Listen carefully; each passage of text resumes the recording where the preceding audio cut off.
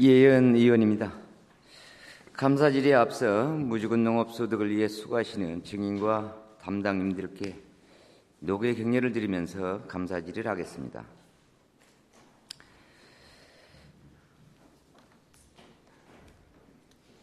민선 6기 들어서면서 2015년도 1월 8일 군수 결재까지 이제 난 부분인데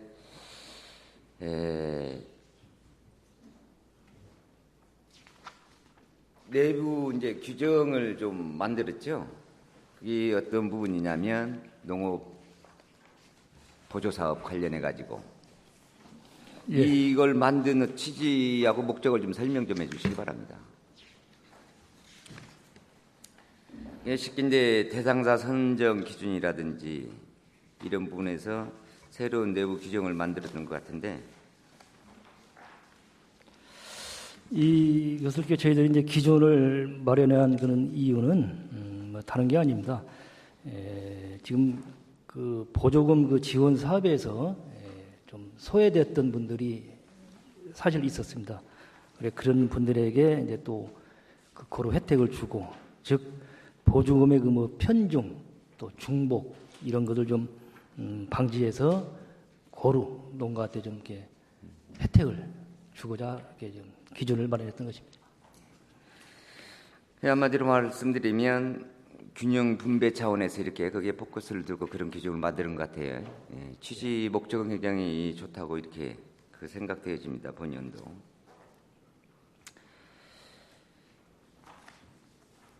이제 대상자 선정 기준 1순위, 2순위, 3순위 쭉 이렇게 해서 4순위 또 후순위까지 이렇게 규정을 두었고, 또 제외 대상을 또 이렇게 이제 규정을 두었습니다. 제외 대상을 보면 2015년도 보면 전년도 동일 사업으로 보조 사업 수혜자는 신청 불가, 또 농어촌 소득 지원기금 체납자 대상사업자 선정에서 제외. 이건 전에도 그런 규정이 있었어요, 그죠? 맞습니다. 또 최근 2년간 농업보조금 교부 결정 후 중도 사업 포기자는 지원에서 이제 제외 대상이 된다. 이렇게 내부 규정을 만들었습니다. 이게 2015년도 내부 규정을 만들었고, 2016년도에 어떤 이 내부 규정하고 좀 변동 사항이 있습니까? 이제 저희들이 이제 금년도에 이렇게 기준을 적용해서 이제 시행을 하다 보니까 좀 솔직히 이제 뭐 좀 개선해야 될 그런 것이 좀 있었던 것 같습니다. 그래서 지금 방금 말씀하신 대로 이제 기준 중에서 뭐 한 사람이 이제 2개 이사업을 신청할 때는 저희들이 1개 사업만 신청하도록 농가 선택을 해서 이제 했던 것이 있는데, 그러다 보니까 이것도 금액에서 지원 금액에서 좀 소액, 고액 불문하고 그렇게 하다 보니까 좀 소액 지원 농가들한테 좀 뭐 형평성에 좀 문제가 있지 않았냐. 그래서 한번 어느 선까지 저희들 예를 들어서 뭐 1천만 원까지는 소액일 때에는 그런 좀 2개 사업을 이렇게 꼭 굳이 뭐 1개 사업만 이렇게 굳이 고집을 않고 좀 이렇게 문을 좀 열어볼 생각을 갖고 있습니다. 그러면 그 부분만 이렇게 기준이 변경된 겁니까? 그러면? 그것뿐만이 아니고요. 이제 또 예를 들어서 이제 부속 시설이 있습니다. 예를 들어 이제 뭔 말씀을 드리고 싶냐면 자, 그러면 주 시설을 설치를 한 다음에 그 이후로 이제 좀 부속 시설 이렇게 뭐 양액 재배를 한다든가 여러 가지 필요한데, 그것도 또 이렇게 뭐 중복 지원에 걸리면 이 사업을 못 하는데, 그런 거에 대해서는 좀 예외로 좀 적용을 해야 되지 않겠냐 이런 생각도 가지고 있고. 시간 관계상 그러면 2015년도 민선 6기 들어와서 1월 8일 내부 규정을 두었는데, 이 기준하고 2016년도 조금 전에 증인께서 설명했던 개선할 점, 변동된 사항은 자료를 이렇게 내주시길 바랍니다. 예, 알겠습니다. 예, 그렇게 제출을 해드리겠습니다. 예. 이제 보면 2016년도 동일 사업으로 이제 보조 사업 수혜자는 신청 불가. 또 여기에 이제 그 보조 사업을 전년도에 신청했다가 취소했다고 그래가지고 보조 사업 지원 대상에서 그 제외를 시켰죠. 예, 포기자 첫 번째 예. 아주 그 기준에서 그 보조 사업을 신청했다가 제외되고 탈락된 그 농가들이 굉장히 많았었는데, 그러면 그 2016년도에도 이런 기준으로 하실 겁니까? 그것도 이제 저희들이 이제 말씀하신 대로 이제 2년간 사업을 이제 중도 포기한 사람들은 이게 제의를 시켰는데, 그것이 포기 사유가 어떤 거에냐에 따라서 저희는 올해까지는 그냥 무조건 포기자는 게 다 제의를 시켰는데, 참 농가에서 피치 못할 사정에 의해서 포기를 했는가 이런 걸 한번 좀 면밀히 한번 검토해서 진짜 그런 어찌할 수 없이 포기했던 농가들은 또 예외로 해서 이 지원 사업에 함께 할 수 있도록 한번 해보겠습니다. 예, 주님께서 조금 전에 그 답변이 있었듯이 그 항상 그 예외 기준이 좀 필요합니다. 예, 그런데 우리 행정에서 이런 기준을 만들면서 그러한 부분들을 그 충분히 검토 없이 예측을 못했던 것 같아요. 그래서 차후에는 2016도 차후에는 그런 기준을 좀 예외 기준을 두어서 불가피하게 한 경우는 지원할 수 있다, 이런 규정 그 기준이 좀 있어야 된다고 그러는데 그렇게 인정하십니까? 예, 이해를 하고 있습니다. 예. 금년도 이제 보조 사업 중에 동일 사업은 이해를 하는데 그 타 장목의 보조 사업을 이제 신청했다가 그 이제 안성일입니다.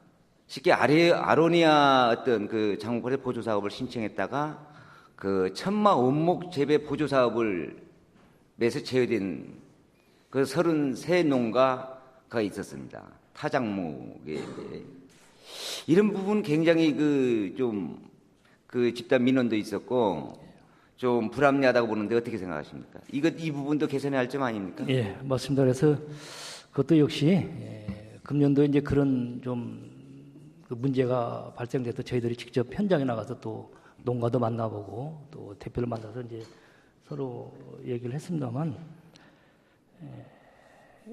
그런 사람들에 한해서도 저희들 한번 좀 포기자 이런 사람들은 아까 말씀드린 대로 한번 좀 그래서 동일 장목에서 이렇게 포기해서 이제 다음 연도에 그 보조사업 지원 대상에서 페널티를 주는 건 어떤 인정하지만 타 장목에서 이렇게 했다고 그래가지고 그걸 갖다가 보조 지원 대상 사업에서 이렇게 그 어떤 제외 대상으로 두는 건 좀 너무 무리한 규정이다, 이게 내부 기준이다, 이렇게 생각되어지고 그 부분도 함께 이렇게 그 보조 사업 지원 기준을 그 만들 때 그 참고로 이렇게 업무에 참고를 해주시기를 바랍니다. 그 이제 포기자들도 그 같은 원목대에서 이제 포기했던 사람도 있었고 또 타장목에서 포기했던 사람도 있는데, 하여튼간 저희들이 보조 사업의 그 책임성 또 재고와 그 효율적인 예산 집행을 위해서 최근 2년간 보조 결정 후 중도의 사업을 포기한 사람들 있었는데, 그런 것은 아까 말씀드린 대로 포기자에 대해서 여러 가지 각도에서 한번 방향을 또 놓고 이렇게 고민을 하도록 하겠습니다. 예. 혹시 지금 이런 새로운 규정을 두어서 2015년도에 그 보조사업 제외 대상 농가가 몇 농가였었는지 혹시 파악하고 계십니까? 제가 아직 미처 거기까지는. 그러면 그것 또한 자료를 이렇게 제출해 주시기 바랍니다. 알겠습니다. 본연이 이 보조금 지원 기준에 관련해 가지고 질의하는 이유는, 감사 질의하는 이유는 갑작스런 그런 내부 규정을 두었어요, 그죠? 1월 8일 날 2015년도. 그렇게 되면 우리 농민들은 그 농어민들은 그 영농 계획을 전부 다 전년도 그걸 다 세운 상태입니다. 그렇죠? 맞습니다.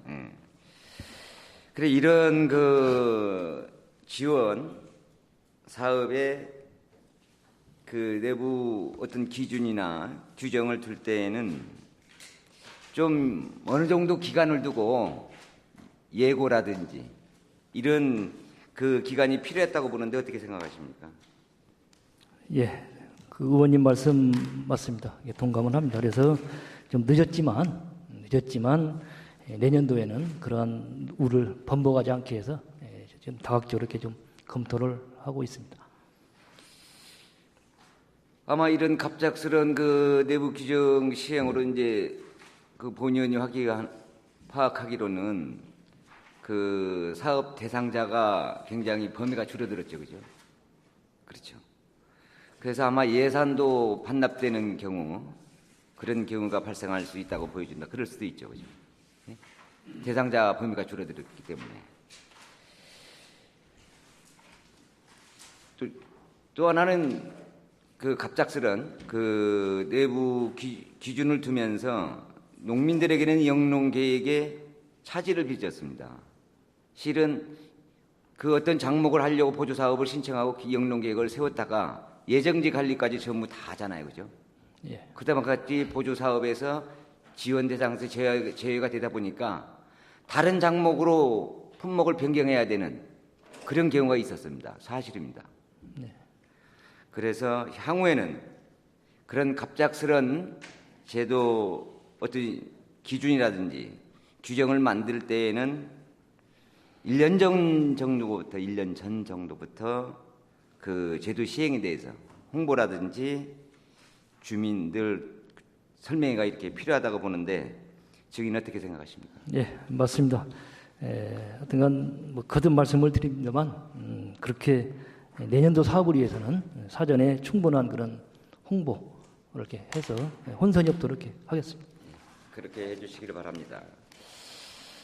다음은 이제 우리 농업소득과뿐만 아니고 이제 농업 관련 또 타과도 마찬가지지만 우리가 예산 편성하는데 제일 첫 번째 기준하는 게 뭡니까? 규정으로 따지면 지방재정법이죠.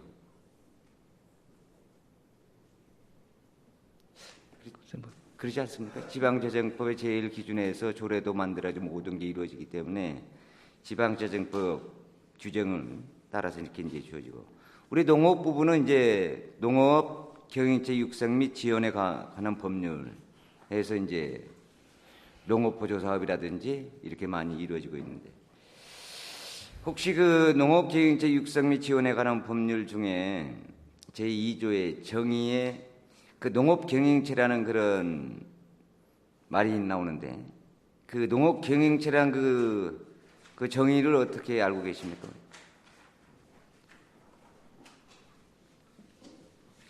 농업 경영체란 농업인과 농업법인을 말하고 있습니다. 여기서 정의하는 거. 네, 맞습니다. 이제 금년도 2015년도 7월 7일부터 이제 이 법이 이제 시행이 되는데 그 새로 개정된 부분이 제7조 2항에 부기등기 등이라는 게 있습니다. 혹시 증인 내용은 알고 계십니까? 예, 알고 있습니다. 본인이 잠깐 설명을 드리면 농업경영체가 보조금을 지원받아 취득하였거나 그 효용 가치가 증가한 토지 등 부동산에 관한 소유권 등기에는 다음 각호 사항을 그 표기 내용으로 하는 부기 등기를 하여야 한다라고 되어 있습니다. 거기에 1호에 보면 부동산은 보조금을 지원받아 취득한 재산이라는 걸 등기비 등본에 표기를 해야 됩니다. 네, 맞습니다. 2호에는 어떤 내용이 있냐면 담보를 제공하는 자는 할 경우에는 중앙행정기관장의 승인을 받아야 한다는 사항이 있습니다. 이건 지방재정법에도 같이 나와 있는 부분입니다. 제8조에는 자금 지원 등에 제한해 가지고 2호 부기 등을 이행하지 않은 농업 경영체 3호 보조금을 취득한 재산을 양도되어 담보 제공을 한 경영체에 대해서는 자금 지원 등의 제한을 한다고 이렇게 되어 있습니다. 이제 이게 시행된 지 금년 7월 7일부터 이제 시행이 되는데요. 아무튼 이 부분에 대해서 우리 그래도 농업소득과의 많은 지원 사업들이 많이 있습니다. 그래서 업무 연장을 충분히 하셔서 새로 이렇게 제도가 시행되는 지방재정법 또 농업기행체 육성 및 지원에 관한 법률에 잘 업무 연장하셔서 특히 이제 지방비 보조 사업으로 지원되는 이런 부분에서 적정하게 이렇게 이루어질 수 있도록 이렇게 그 업무에 만전을 기해 주시기 바랍니다. 예, 알겠습니다. 하여튼 보조금을 지원받은 그 시설 등이 방금 의원님 말씀하신 대로 부동산이 그런 목적대로 이렇게 활용되도록 하기 위한 그런 제도로 알고 있습니다. 저희들이 특별히 더 업무 연장을 해서 차질 없이 이렇게 제도가 시행되도록 하겠습니다. 예, 이상으로 본의원 농업소득과 관련 감사 질의를 모두 마치겠습니다.